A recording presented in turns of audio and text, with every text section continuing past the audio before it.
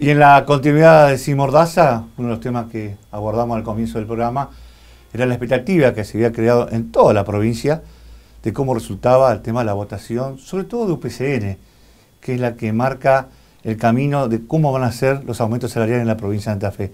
Por eso le agradecemos a Mónica Payá, secretaria adjunta de UPCN, que nos acompañe. Bueno, dura elección, ¿no? Dura, muy dura. ¿Qué tal? Buenos días. Muy dura realmente, una asamblea bastante difícil, porque es una época difícil que estamos viviendo en todo el país y, lógicamente, acá en la provincia de Santa Fe también repercute. Un momento en que los sueldos están muy depreciados en relación al incremento de los servicios, de las tasas, del agua, de la luz, del gas, de nafta, todo. Y entonces una oferta salarial no siempre satisface las necesidades de los trabajadores. Entonces fue una asamblea donde hubo casi, diríamos, un empate entre las posturas, por la aceptación o por el rechazo de la propuesta.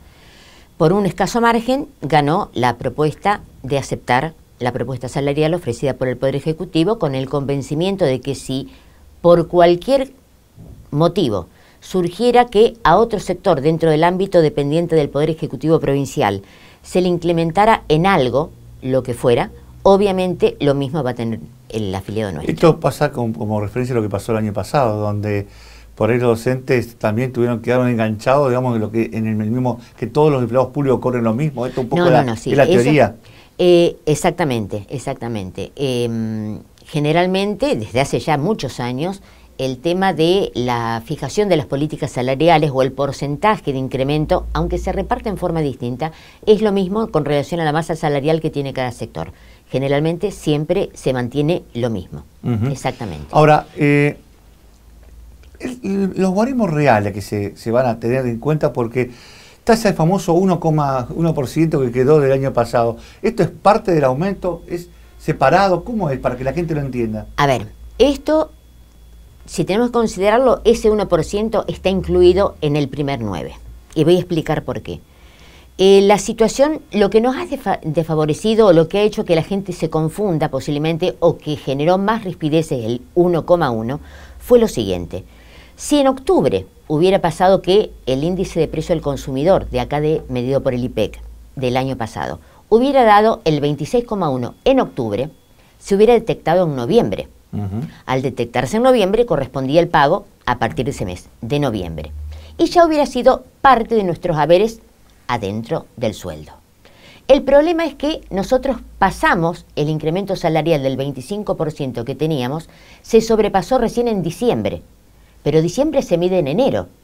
Finalizado diciembre, se mide enero, y ahí surgió que era el 26,1.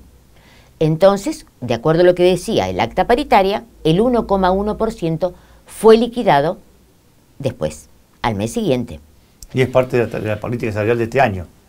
No es que sea realmente parte de la política salarial de este año, pero nosotros las políticas salariales siempre se fijan, siempre los determinamos en función de los haberes de diciembre, de lo percibido en diciembre. Nunca tomamos la referencia de, por ejemplo, enero, porque los compañeros agarran su recibo de sueldo de enero y en enero cobran el salario familiar doble. Entonces uno le dice, va a tener un incremento del 10%, hacen el 10% y después dicen, no, me mintieron, porque no es. Y no se dan cuenta que tenían el doble salario familiar.